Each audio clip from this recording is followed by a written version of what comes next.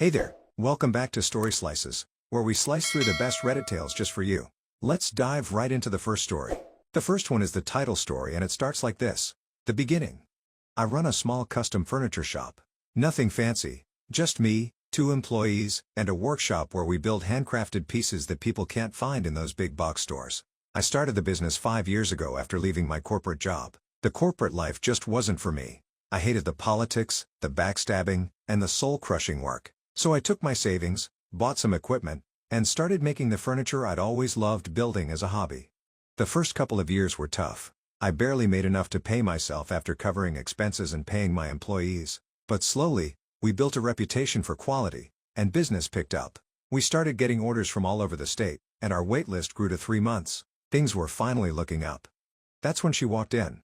It was a Tuesday afternoon in March. I was in the back of the shop, finishing up a dining table, when I heard the bell on the front door ring. My assistant, who usually handles walk-ins, was out sick that day, so I wiped my hands on my apron and headed to the front. The woman standing there looked like she'd stepped out of a magazine. Designer clothes, perfect hair, massive diamond ring, and the kind of confidence that comes from always getting what you want. She was studying our display pieces with a critical eye. "Can I help you?" I asked. She turned and gave me a once-over, taking in my sawdust-covered appearance. "I hope so. I need a dining table and chairs. Something unique that will impress my friends." She said it in a way that suggested this was the most important criteria. I showed her our portfolio and explained our process. She seemed particularly interested in our most expensive design, a table with intricate inlay work that takes about a month to complete. The price tag was steep, $8,500 for the table and 6 chairs, but she didn't even blink at the number. "I'll take it, but I need it in 3 weeks." I explained that our current wait time was 3 months, but she waved away my concerns. "I'll pay an extra $2,000 if you can deliver it in 3 weeks. I'm hosting a dinner party and I simply must have it by then." Now, I've been in business long enough to know that rush jobs are usually a bad idea. But an extra $2,000 was tempting, and I did have a cancellation that had left a gap in our schedule. I checked with my team, and reluctantly, we agreed to take on the rush job. She wrote a check for the 50% deposit, $5,250, filled out the order form, and left with a smile on her face. I should have noticed the warning signs, how she barely asked any questions about the wood, the finish, or the design details. Most customers obsess over these details, especially for such an expensive purchase. But I was too focused on the dollar signs. We worked overtime for the next 3 weeks. I had to reschedule some other jobs, but we managed to finish her table and chairs on time. The piece was beautiful, maybe one of the best we'd ever made. I was proud of what we'd accomplished in such a short time. The day before her dinner party, we delivered the set to her mansion in the upscale part of town. Her husband met us at the door and directed us to the dining room. He barely gave the pieces a glance as we carefully brought them in and arranged them. He signed the delivery confirmation, handed me a check for the remaining balance, and that was that. I thought it was the end of a stressful but profitable job. I was wrong. The scam unfolds. 3 days later, I got a call from the woman. She was furious. "This table is completely unacceptable," she shouted, not even bothering with a hello. "The craftsmanship is amateur at best. One of the chairs wobbled during my dinner party, and the finish on the table is already scratched." I was shocked. We meticulously check every piece before it leaves our shop. But customer satisfaction is important, so I offered to come take a look. "Don't bother," she snapped. "I want a full refund, all $10,500. That's when alarm bells started ringing in my head. "Ma'am, I'd be happy to address any issues with the furniture, but I can't offer a full refund on a custom piece that's already been delivered and used. I can repair any problems." "Repair? I don't want repairs. This garbage isn't worth fixing. Either you refund my money, or I'll ruin your business with bad reviews. I know people at the Better Business Bureau, and my husband is an attorney." I dealt with difficult customers before, but something about this felt off. "Let me come inspect the issues first, and then we can discuss options." "Fine," she huffed. "Tomorrow at 10 a.m. The next morning, I arrived at her house right on time. She led me to the dining room, pointing out various flaws in the furniture. The wobbling chair had mysteriously lost a screw, which wasn't possible unless someone had removed it. The scratches on the table were superficial marks that looked like they'd been deliberately made with a key or something similar. And some of the issues she pointed out weren't flaws at all but natural characteristics of the wood that we'd discussed when she placed the order. "As you can see, this is completely unacceptable," she said, crossing her arms. "I want my money back, today." I took a deep breath. "Ma'am, these issues weren't present when we delivered the furniture. The missing screw appears to have been removed, and these scratches are recent damage, not manufacturing defects. I'd be happy to repair everything at no charge, but I can't offer a refund." Her face turned red. "Are you calling me a liar? Do you know who I am in this community? My husband will sue you for everything you have." "I understand you're upset," I said, trying to stay calm, "but my offer stands. I'll repair any issues, but I can't refund custom work that's been deliberately damaged." She kicked me out of her house, threatening lawsuits, bad reviews, and financial ruin. As I drove back to my shop, my stomach was in knots. I couldn't afford to refund $10,500, but I also couldn't afford a legal battle with some rich attorney, even if I was in the right. When I got back to the shop, I decided to do some research on this woman. Maybe there was something I could learn that would help me handle the situation better. What I discovered made my blood run cold. The investigation. I started with a simple Google search of her name. The first few results were society page mentions and charity event photos, exactly what you'd expect for someone of her apparent status. But then I found something interesting, a complaint on a forum for small business owners. Someone had described an almost identical situation with a customer matching her description, right down to the dinner party excuse and the mysteriously wobbling chair. Digging deeper, I found more stories. A custom drapery maker, a high-end caterer, a jewelry designer, all had dealt with this woman, and all told the same story. She would order expensive custom work, use it once, claim it was defective, and demand a full refund while threatening legal action and bad reviews. I was stunned. This wasn't just a difficult customer.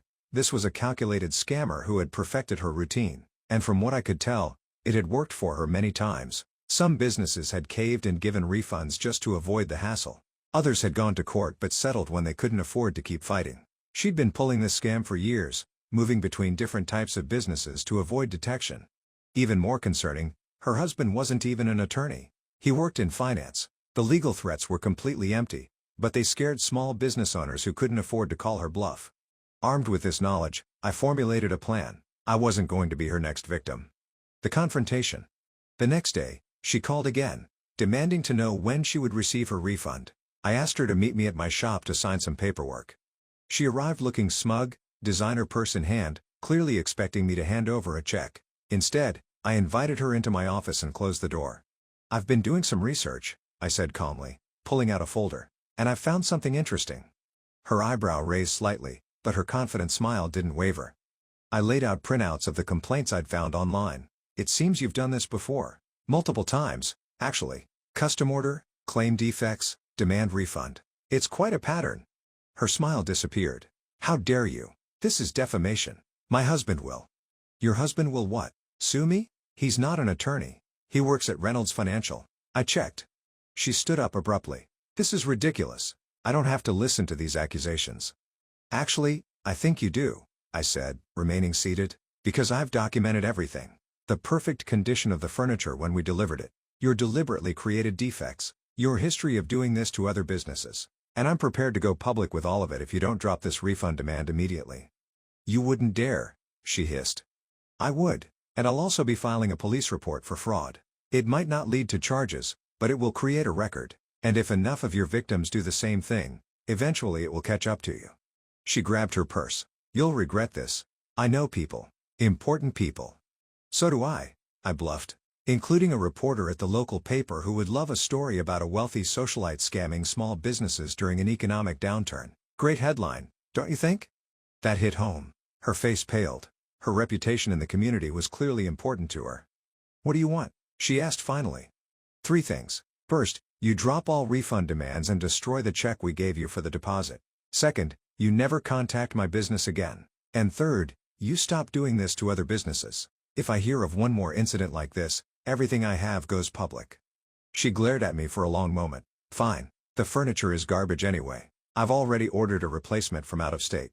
"Of course you have," I said, not surprised at all. "Now, I have a release for you to sign, acknowledging that all claims against my company are settled and that the furniture was delivered in good condition." She signed it without reading it, which told me everything I needed to know about how seriously she took legal documents. Then she stormed out of my shop. I'd won this battle, but I was still angry. This woman had been preying on small businesses for years. How many had she successfully scammed? How many couldn't afford to stand up to her? The thought kept me up at night. Going public. A week went by. I had almost convinced myself to let it go when I got a call from a friend who owns a custom cake bakery. "You're not going to believe who just placed an order for a $2,000 wedding anniversary cake. she said. My stomach dropped. Let me guess. Blonde? Designer clothes? Massive diamond ring? You know her? I told my friend everything. She canceled the order, but it was clear that this woman had no intention of stopping her scam. That's when I decided to go public, but in a way that wouldn't expose me to legal risk. I created an anonymous post on a local business forum, detailing the scam without naming names but providing enough details that other business owners would recognize her if she approached them. I included all the warning signs: the rush job, the lack of interest in details, the dinner party excuse, the wobbling chair trick, and the scratches that appear after delivery. The post exploded. Within hours, other business owners were adding their own experiences in the comments. Some had fallen victim to her, others had narrowly avoided it. The pattern was always the same: custom order, use once, claim defects, demand refund. Someone created a private Facebook group for verified local business owners to share information about scammers and problem customers. The woman quickly became Customer X, our community's most notorious scammer. New businesses were warned, and veteran owners shared their stories. It became a valuable resource for everyone. A few days later, I got a furious call from her. Take that post down immediately. Everyone knows it's about me. What post? I asked innocently. I haven't posted anything with your name on it. Don't play dumb. The business forum post. My friends are asking me about it. If I were you, I said calmly, I'd be more concerned about the police reports that several business owners are filing. Individually, they might not do much, but together, that's a pattern of fraud that might interest the district attorney. There was silence on the other end. We had a deal, I continued. You were supposed to stop. You didn't. Actions have consequences. She hung up. The next day, I heard through the grapevine that she and her husband had suddenly decided to spend some time at their vacation home. Apparently, the social embarrassment was too much for them. The aftermath. The impact of going public was greater than I could have imagined. Other victims came forward with similar stories, not just about her but about other scammers using the same tactics. Our business community grew stronger and more supportive of each other. We created an informal network to warn each other about potential scams and problem customers. As for my business, we actually saw an increase in orders. Word got around that we stood up to a notorious scammer, and people appreciated our integrity. Several customers told me they chose us specifically because of how we handled the situation. The woman and her husband eventually returned to town, but their social standing had taken a hit. People were whispering. No one was saying anything directly. There was no proof, after all, but the rumors were enough to make people wary of them. About 6 months later, I heard they were moving to another state.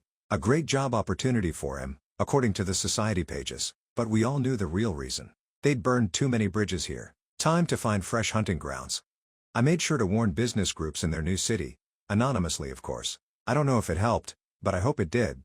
Looking back, I realize how lucky I was to have discovered her scheme before it was too late. Many small businesses don't have the resources or knowledge to fight back against sophisticated scammers. They just accept the loss and move on, struggling to stay afloat. That's why I continue to be active in our business community, sharing what I've learned about protecting yourself from scams. I've even started a mentor program for new business owners, teaching them how to spot red flags and stand their ground when necessary.